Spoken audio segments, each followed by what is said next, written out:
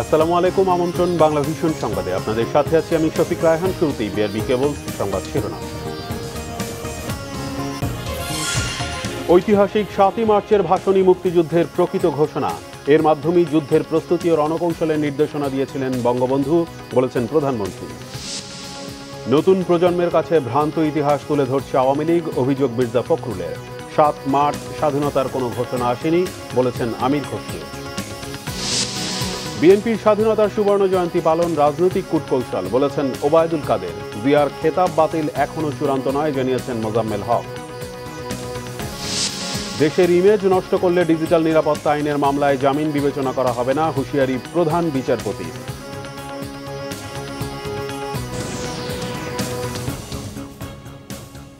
দেখছিলেন বিএবি কেবলস সংবাদ শিরোনাম, এবার বিস্তারিত।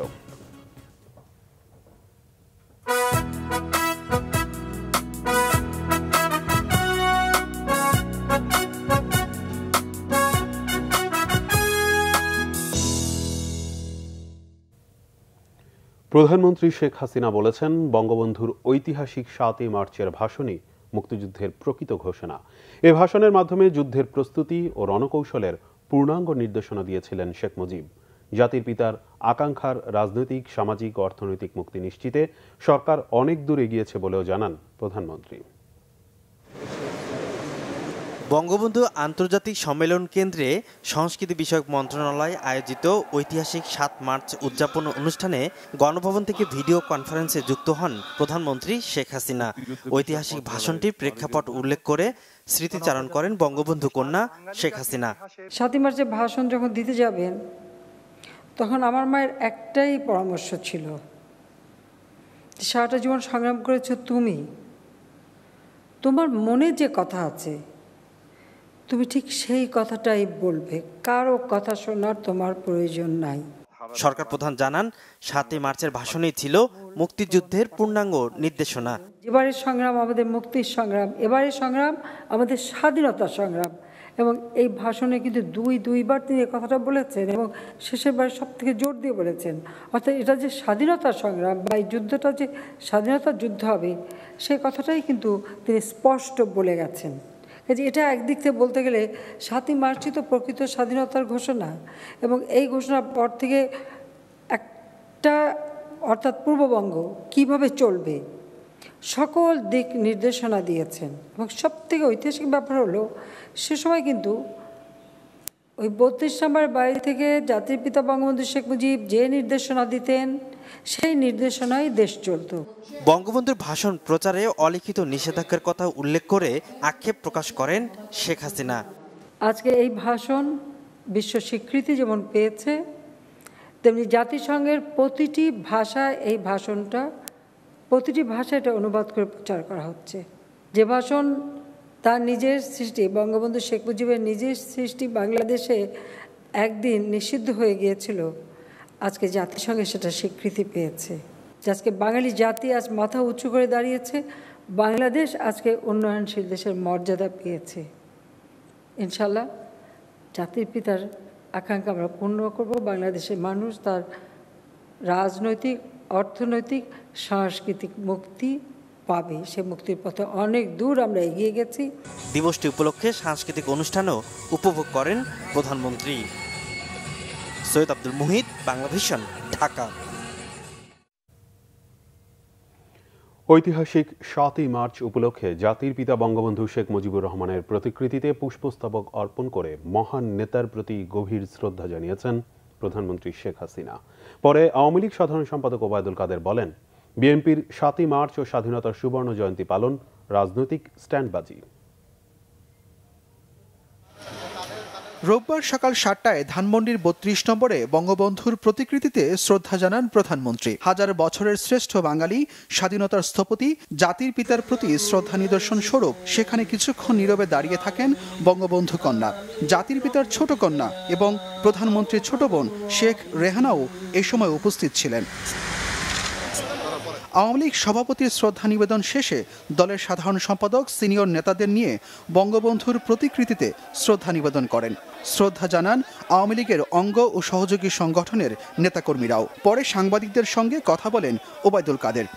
স্বাধীনতার ইতিহাসকে যারা বিকৃত করেছে, যারা ৭ই মার্চকে নিষিদ্ধ করেছিল, ৭ই মার্চের ভাষণকে নিষিদ্ধ করেছিল, তারা আজকে রাজনৈতিক কূটকৌশলের আশ্রয় নিয়ে এই ৭ই মার্চ পালন করছে, সুবর্ণ জয়ন্তীর প্রোগ্রাম দিয়েছে।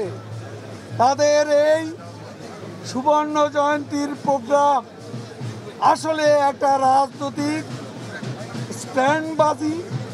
শেখ হাসিনার নেতৃত্বে মুক্তিযুদ্ধের পক্ষের শক্তিকে সাথে নিয়ে সব অপশক্তিকে প্রতিহত করার শপথ নেন ওবায়দুল কাদের। আমাদের আজকের শপথ, মুক্তিযুদ্ধের সপক্ষের সকল শক্তিকে শেখ হাসিনার নেতৃত্বে ঐক্যবদ্ধ করে সাম্প্রদায়িকতা সহ সকল অপশক্তিকে পরাজিত করে বঙ্গবন্ধুর স্বপ্নের সোনার বাংলা বিনির্মাণ করব। ঐতিহাসিক ৭ মার্চকে ঘিরে আওয়ামী লীগের পাশাপাশি বিভিন্ন রাজনৈতিক সামাজিক সংগঠন নানা কর্মসূচি পালন করেছে। নাঈম হাসান, বাংলা ভিশন, ঢাকা। এবারের সংগ্রাম মুক্তির সংগ্রাম, এবারের সংগ্রাম স্বাধীনতার সংগ্রাম। বঙ্গবন্ধুর ঐতিহাসিক ৭ই মার্চের ভাষণ স্বাধীনতার ৫০ বছর পরও উদ্দীপ্ত করে জাতিকে। ইউনেস্কোর স্বীকৃতির মাধ্যমে এটি এখন বিশ্বজুড়ে স্বাধীনতাকামী মানুষের এক অনন্য দলিল আর অনন্ত অনুপ্রেরণার উৎস। রাজনীতিবিদ ও বিশ্লেষকরা বলছেন, তৎকালীন রেসকোর্স ময়দানে বঙ্গবন্ধু শেখ মুজিবুর রহমানের ভাষণে স্বাধীনতার সুস্পষ্ট ইঙ্গিত ছিল, যা দেশের মানুষকে স্বাধীনতার জন্য শুধু অনুপ্রাণিতই করেনি, প্রস্তুত করে তুলেছে। সৈয়দ আব্দুল মুহিতের রিপোর্ট। ১৯৭১ সালের ৭ই মার্চ বসন্তের বিকেলে বঙ্গবন্ধু যখন মঞ্চে ওঠেন, তখন দেশের স্বাধীনতার আন্দোলন তুঙ্গে। লাখো জনতার সামনে বঙ্গবন্ধু তুলে ধরেন বাঙালিকে বঞ্চিত করার ইতিহাস। বাংলার মানুষ মুক্তি চায়, বাংলার মানুষ বাঁচতে চায়, বাংলার মানুষ তারা আজ তার অধিকার চায়। বঙ্গবন্ধু স্বাধীনতার মূল মন্ত্রে উজ্জীবিত হলেও ভুলে যাননি নিরস্ত্র বাঙালির নিরাপত্তার কথা। সামরিক আইন মাশাআল্লাহ উদ্ধ করতে হবে, সমস্ত সামরিক বাহিনীর লোকদের ব্যারাকে ফেরত দিতে হবে, আর জনগণের প্রতিনিধির কাছে ক্ষমতা হস্তান্তর করতে হবে। শোষণের বিরুদ্ধে মানুষকে জাগিয়ে স্বাধীনতার স্থপতি বঙ্গবন্ধু শেখ মুজিবুর রহমান পাকিস্তানিদের বিরুদ্ধে প্রবল প্রতিরোধের কথা বলেন। প্রত্যেক গ্রামে, প্রত্যেক মহল্লায়, প্রত্যেক ইউনিয়নে, প্রত্যেক সাব ডিভিশনে আওয়ামী লীগের নেতৃত্বে সংগ্রাম পরিষদ গড়ে তোলো এবং তোমাদের যা কিছু আছে তাই নিয়ে প্রস্তুত থাকো। তিনি জানতেন যে তিনি হয়তো গ্রেপ্তার হবেন অথবা তাকে মেরে ফেলা হবে, তাই তিনি আগেভাগেই তিনি পরিষ্কারভাবে বলে দিয়েছিলেন, আমি যদি হুকুম দেবার নাও পারি, তোমাদের যার যা কিছু আছে তাই নিয়ে শত্রুর মোকাবেলা করো। তিনি কিন্তু শত্রু পাকিস্তানিদেরকে চিহ্নিত করে দিয়েছিলেন। বুঝে আর শুনে স্বাধীনতার কবি, অবিসংবাদিত নেতা শেখ মুজিব শোনান তার ঐতিহাসিক ঘোষণা। রক্ত যখন দিয়েছি, রক্ত আরো দেব, এদেশের মানুষকে মুক্ত করে ছাড়বো ইনশাআল্লাহ। এবারে সংগ্রাম আমাদের মুক্তির সংগ্রাম, এবারে সংগ্রাম স্বাধীনতার সংগ্রাম। এই ভাষণের মধ্যে নিপীড়িত নির্যাতিত মানুষের প্রতিবাদ প্রতিরোধের একটা দিক নির্দেশনা ছিল, যা সারা বিশ্বের কাছে আবেদন তৈরি করেছিল। সেই জন্য সারা বিশ্বে এই ভাষণটি এখন আলোড়নকারী ভাষণ হিসেবে চিহ্নিত। এই ভাষণে সোনার বাংলা গড়ার ইশতেহারও জাতির সামনে তুলে ধরেন বঙ্গবন্ধু শেখ মুজিবুর রহমান। বিশ্লেষকরা বলছেন, ৫০ বছরে এসেও বঙ্গবন্ধুর ভাষণের আবেদন ফুরোয়নি এখনো। স্বল্পোন্নত থেকে উন্নয়নশীল দেশে উত্তরণ ঘটতে যাচ্ছে আমাদের, এই সব কিছুই বঙ্গবন্ধুর স্বপ্ন অনুযায়ী হচ্ছে, কিন্তু আদর্শের দিক থেকে তো বাংলাদেশ বঙ্গবন্ধুর পথে নাই। বঙ্গবন্ধু চেয়েছিলেন, যা 10ই জানুয়ারির ভাষণে বলেছিলেন, যে বাংলাদেশ একটি আদর্শ রাষ্ট্র হবে যার ভিত্তি কোনো ধর্মীয় ভিত্তিক হবে না। আমার সংবিধানে যদি রাষ্ট্রধর্ম থাকে তাহলে সেই রাষ্ট্রের ভিত্তি ধর্মীয় হয়ে যায়, এবং এটা বঙ্গবন্ধু বিরোধী, গণতন্ত্র পরিপন্থী, ইসলাম বিরোধী। আজকে এই ৭ই মার্চের ভাষণ বঙ্গবন্ধুকে হত্যার পর এই দেশের যারা নিক্ষেপ করেছিল তারা যারা ভাষণ বাজাতে দিত না, আজকে তারা কোথায়? আজকে সারা বিশ্ব এই ভাষণকে মর্যাদার আসনে আসীন করেছে। পুরো জাতি সেই মন্ত্রে উদ্বুদ্ধ হয়ে রক্তক্ষয়ী যুদ্ধে ছিনিয়ে আনে লাল সবুজের পতাকা। স্বাধীন হয় মাতৃভূমি বাংলাদেশ। সৈয়দ আব্দুল মুহিত, বাংলাভিশন, ঢাকা। বিএনপি নেতারা বলেছেন ৯ মার্চ ইয়াহিয়ার সাথে ক্ষমতা হস্তান্তর নিয়ে আলোচনায় প্রমাণ করে ৭ মার্চ স্বাধীনতা কিংবা সশস্ত্র যুদ্ধের কোনো ঘোষণা আসেনি।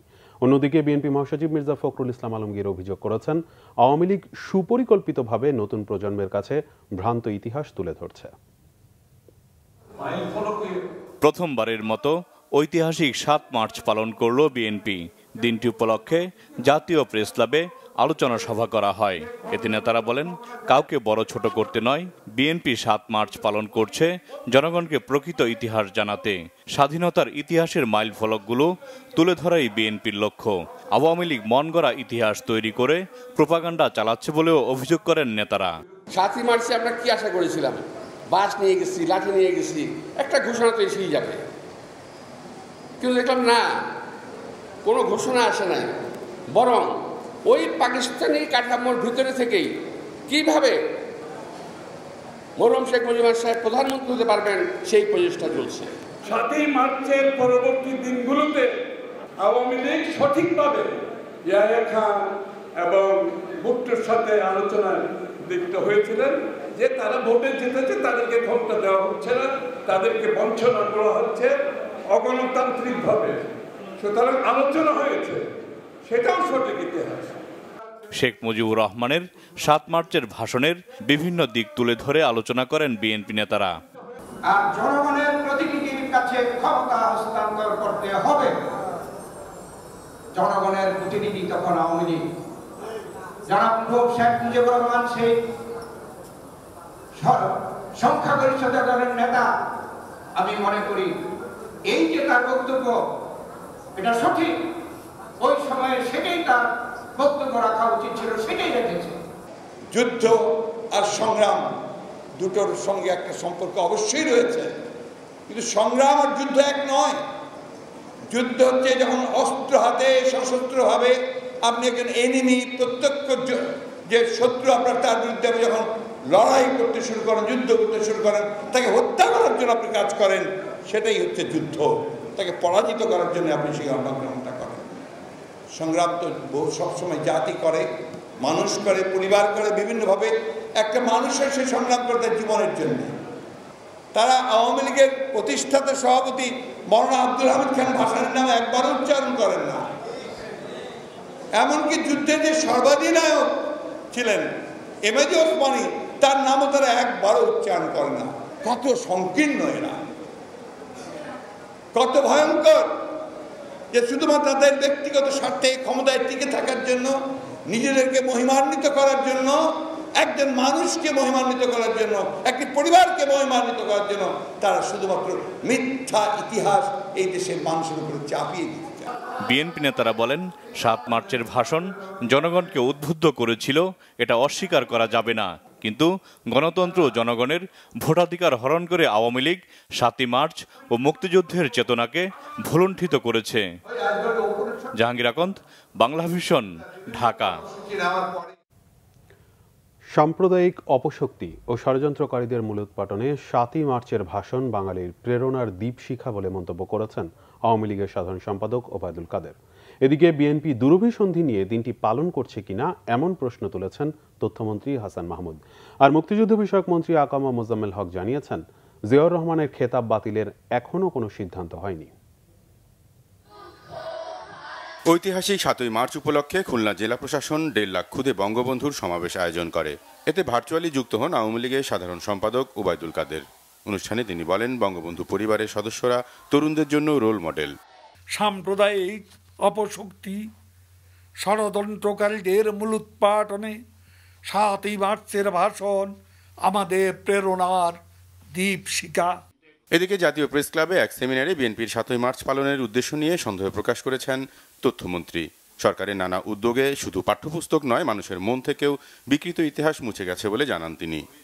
যারা এই ভাষণকে নিষিদ্ধ করেছিল, ইতিহাসকে বিকৃত করেছিল, বঙ্গবন্ধুর নামটাও নিষিদ্ধ করে দিয়েছিল। তারা 7ই মার্চ পালন করার সিদ্ধান্ত নিয়েছে। এটি কোন দুরভিসন্ধি নিয়ে পালন করছে আমি জানি না। আশা করব আরও যে বিকৃত ইতিহাস আপনারা মানুষের সামনে তুলে ধরছেন, খলনায়ককে নায়ক বানানোর চেষ্টা করছেন, সেই অপচেষ্টাও আপনারা পরিহার করবেন।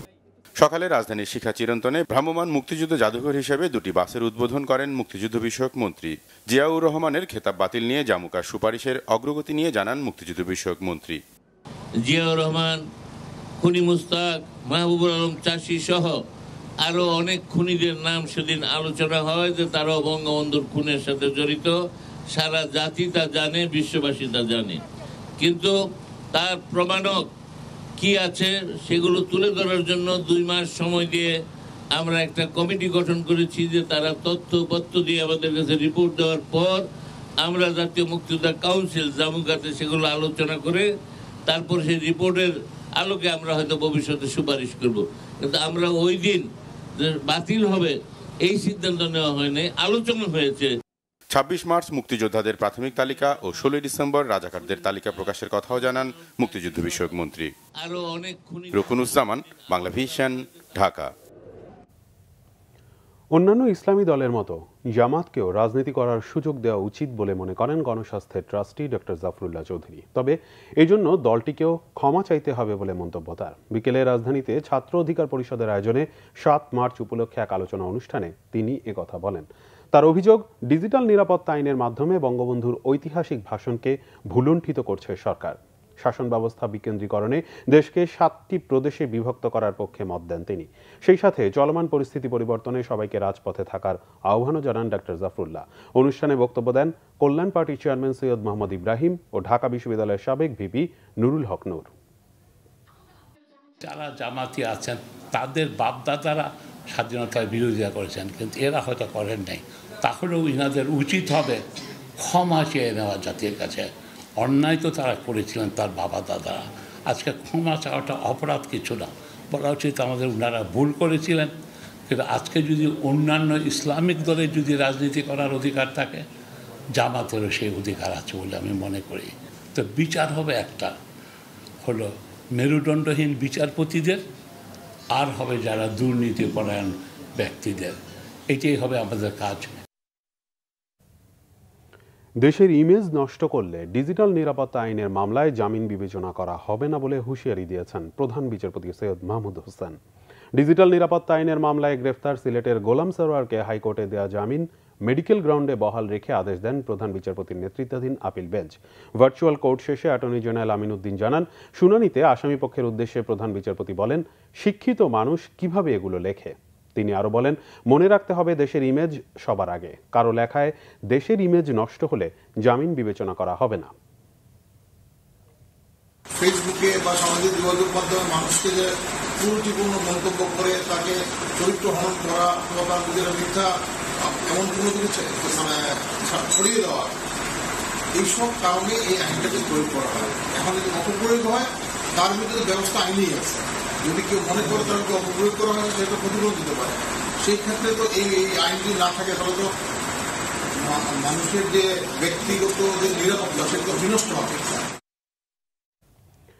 মুক্তিযোদ্ধাদের যুদ্ধকালীন স্মৃতি নিয়ে লেখা উই অ্যান্সার্ড দ্য কল বইয়ের মোড়ক উন্মোচন করা হয়েছে। কুর্মিটোলা আর্মি গলফ ক্লাব গার্ডেনে আয়োজিত অনুষ্ঠানে বইটির মোড়ক উন্মোচন করেন লেফটেন্যান্ট জেনারেল মোহাম্মদ আকবর হোসেন। এ সময় বক্তারা যুদ্ধকালীন নানা স্মৃতিচারণ করেন। বলেন, প্রত্যেকে নিজ নিজ জায়গা থেকে সততার সাথে দায়িত্ব পালন করলে মুক্তিযোদ্ধাদের সম্মান করা হবে।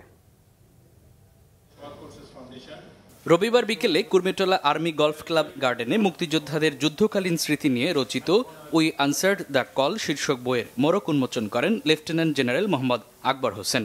স্মরণ করেন বঙ্গবন্ধুর ডাকে প্রথম ও দ্বিতীয় যুদ্ধকালীন প্রশিক্ষণের সময় মুক্তিযোদ্ধাদের আত্মত্যাগের ঘটনা। আহ্বান জানান বর্তমান প্রজন্মকেও দেশ গড়ায় সামিল হতে। Newborn country with very nascent kind of infrastructure, medical support, how an officer endured that, we can easily feel it now. Those testimonies are there in this book. It will be a treasure for us, our present generation officers of Bangladesh Army, to read through it and get a feel of it, that what our forefathers, torchbearers, did for us. এ সময় বক্তারা বলেন, নিজ নিজ কর্মক্ষেত্রে সততার সাথে কাজ করাই দেশপ্রেমের বহিঃপ্রকাশ। আমরা যখন মাঠে যুদ্ধ করছিলাম তখন অনুভব করছিলাম যে আমাদের নেতৃত্ব দানকারী কিছু অফিসার কোয়ালিটির মানুষ দরকার। তখন এই চিন্তাটি হয় এবং সঙ্গে সঙ্গে আপনাদের মতো এই যে যারা আজকে এখানে বসে আছেন, বই লিখেছেন, গল্প লিখেছেন, তাদের প্রয়োজন হয়ে পড়ে। 1.5 কোটি থেকে 135 জন, পার্সেন্টেজ কত হবে? সাহসী মানুষ কত হবে? দেশপ্রেম কি একটি ঐতিহাসিক অধ্যায়? আমার ক্ষুদ্র বিবেচনায় দেশপ্রেম হচ্ছে সর্বক্ষণের। দেশপ্রেমের অভিব্যক্তি ভিন্নতর হয়। ওই সময় যারা আমরা বেঁচে ছিলাম বা মুক্তিযুদ্ধ করেছি, আমাদের অভিব্যক্তি হয়েছে থ্রু অ্যান আর্ম স্ট্রাগল। 135 জন তরুণ ছাত্র, শিক্ষক ও পেশাজীবী এই গ্রন্থে তাদের জীবন্ত স্মৃতিচারণ করেন। উই আনসার্ড দ্য কলে রয়েছে মোট 36টি প্রবন্ধ। মামুন আব্দুল্লাহ, বাংলাভিশন, ঢাকা।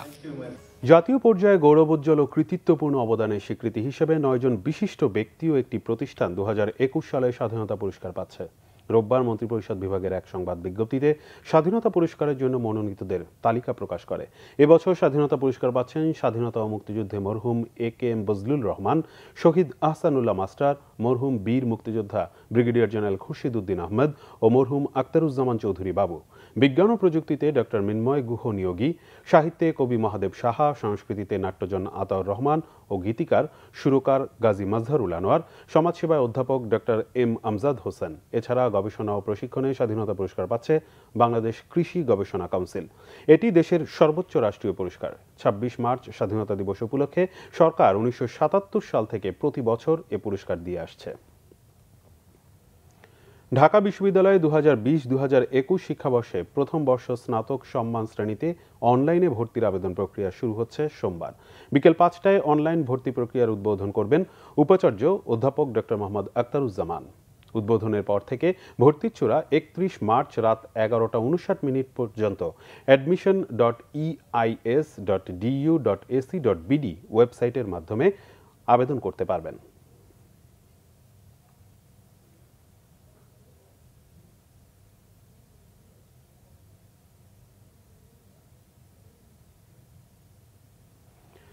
রোজার মাস উপলক্ষে পেঁয়াজের সংকট ও তার দাম বেড়ে যাওয়াটা বড় সমস্যা হলেও রাতারাতি এর সমাধান সম্ভব নয় বলে জানিয়েছেন বাণিজ্যমন্ত্রী টিপু মুনশি। তার মতে, এই সংকট থেকে মুক্তি পেতে হলে উৎপাদন বাড়ানোর বিকল্প নেই। দুপুরে সচিবালয়ে ভারতের বাণিজ্য সচিব অনুপ প্রধান বাণিজ্যমন্ত্রী টিপু মুনশির সাথে সৌজন্য সাক্ষাৎ করেন। পরে টিপু মুনশি সাংবাদিকদের জানান, বাংলাদেশের বাজারে যখন চাহিদা বেশি তখন ভারত কেন পেঁয়াজ রপ্তানি বন্ধ করে এ বিষয়ে তাদেরকে প্রশ্ন করা হয়েছে। তারা জানিয়েছে, ওই সময় তাদের দেশেও বাড়তি চাহিদার কারণে দাম বেড়ে যাওয়ায় রপ্তানি বন্ধ করে সরকার।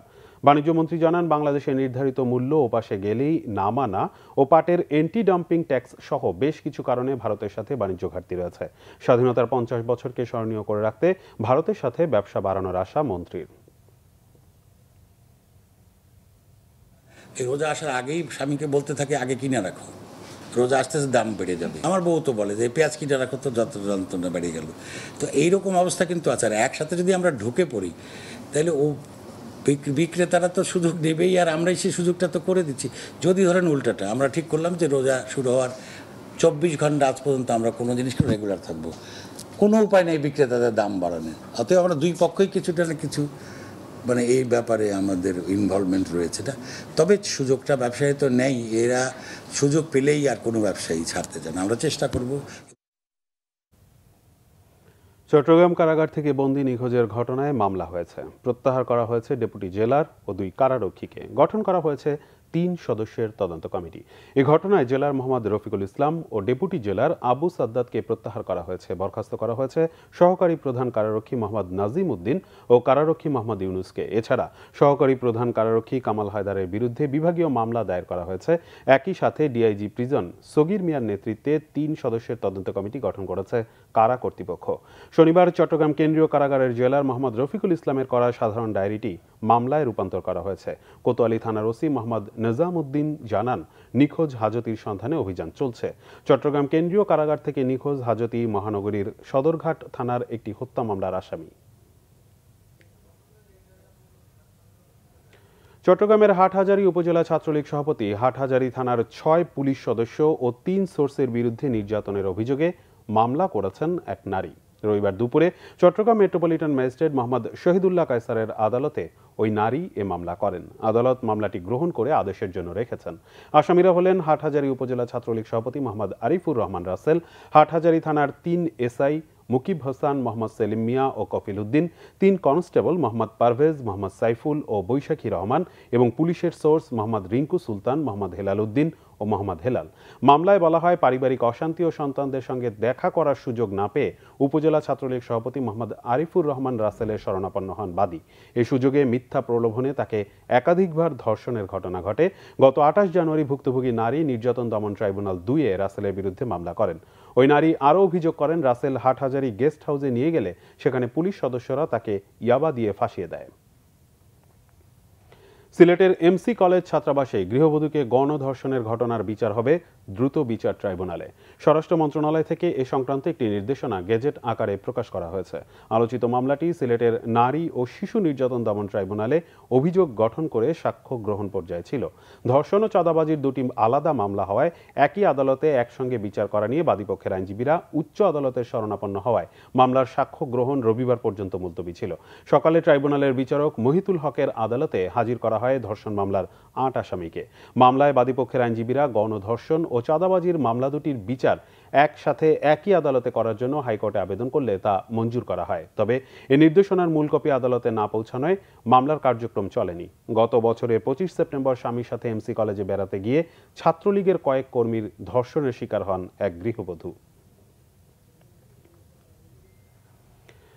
গত একদিনে দেশে করোনা ভাইরাসে প্রাণ গেল আরও ১১ জনের। এই নিয়ে মোট মৃতের সংখ্যা দাঁড়ালো ৮,৪৬২ জন। রোববার স্বাস্থ্য অধিদপ্তরের সংবাদ বিজ্ঞপ্তিতে বলা হয়, গত ২৪ ঘন্টায় ১৪,০৯২ জনের নমুনা পরীক্ষায় নতুন শনাক্ত হয়েছে ৬০৬ জন। এ নিয়ে মোট শনাক্তের সংখ্যা দাঁড়িয়েছে ৫,৫০,৩৩০ জন। ২৪ ঘন্টায় সুস্থ হয়েছে ১,০৩৭ জন। সুস্থতার মোট সংখ্যা দাঁড়ালো ৫,০৩,০০৩ জনে। নমুনা পরীক্ষা বিবেচনায় শনাক্তের হার ৪.৩০, সুস্থতার হার ৯১.৪০ এবং মৃত্যুর হার ১.৫৪%। এক বছর আগে গত বছরের ৮ মার্চ দেশে প্রথম করোনা রোগী শনাক্ত হয়।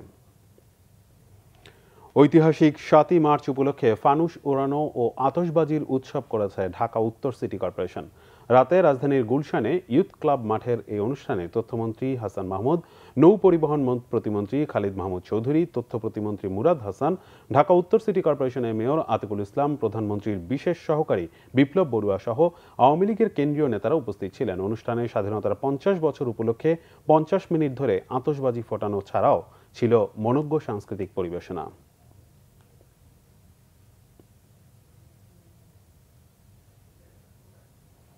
এবার আরো কিছু খবর নিয়ে একটি ডেস্ক রিপোর্ট। আওয়ামী লীগের উপদেষ্টা পরিষদের সদস্য আমির হোসেন আমু বলেছেন, বঙ্গবন্ধু শেখ মুজিবুর রহমানের ৭ মার্চের ভাষণই ছিল স্বাধীনতার ঘোষণা।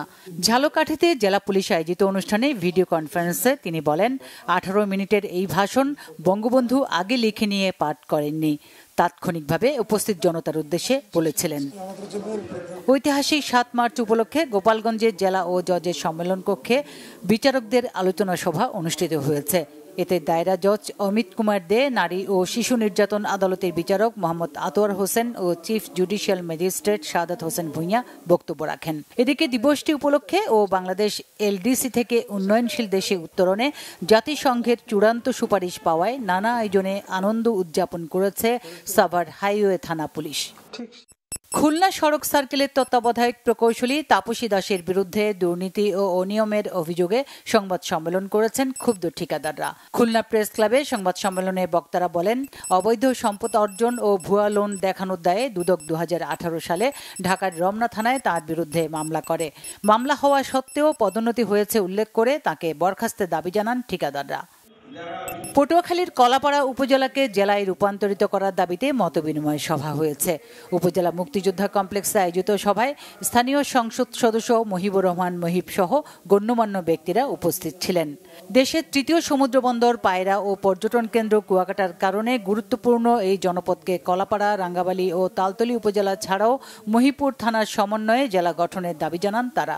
আগামী 9 মার্চ কলাপাড়া প্রেস ক্লাব ও 9 এপ্রিল জাতীয় প্রেস ক্লাবের সামনে গণজমায়েতের ঘোষণা দেয়া হয় সভা থেকে। হিফজুল কোরআনের আলো 13তম প্রতিযোগিতায় রাজশাহী বিভাগ থেকে 9 জন প্রতিযোগী ঢাকায় চূড়ান্ত প্রতিযোগিতায় অংশ নেওয়ার সুযোগ পেয়েছেন। রাজশাহীর একটি মাদ্রাসায় শনিবার বিকেলে এই প্রতিযোগিতার বাছাই পর্ব অনুষ্ঠিত হয়। এতে বিভাগের বিভিন্ন মাদ্রাসার 30 শিক্ষার্থী অংশ নেন। রমজান মাসে চূড়ান্ত প্রতিযোগিতা বাংলা ভিশন চ্যানেলে প্রচারিত হবে। দেশের জনপ্রিয় টিভি চ্যানেল বাংলা ভিশন এই প্রতিযোগিতার মিডিয়া পার্টনার।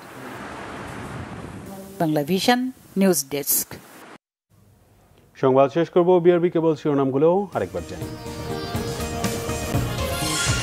ঐতিহাসিক 7ই মার্চের ভাষণী মুক্তিযুদ্ধের প্রকৃত ঘোষণা, এর মাধ্যমেই যুদ্ধের প্রস্তুতি ও রণকৌশলের নির্দেশনা দিয়েছিলেন বঙ্গবন্ধু, বলেছেন প্রধানমন্ত্রী।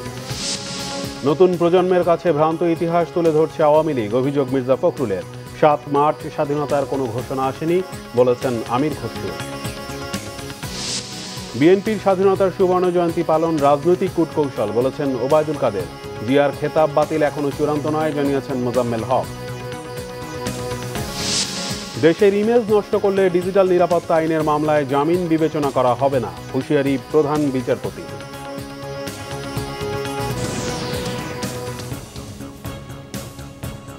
এই ছিল এখনকার মতো। পরের সংবাদ রাত 1টায় দেখার আমন্ত্রণ রইল। এছাড়া বাংলা ভিশন সংবাদ ও সংবাদ সংশ্লিষ্ট অনুষ্ঠান দেখতে ভিজিট করুন www.banglavision.tv ও facebook.com/banglavision এবং সাবস্ক্রাইব করুন youtube.com/banglavision। যতক্ষণ সাথে থাকায় ধন্যবাদ।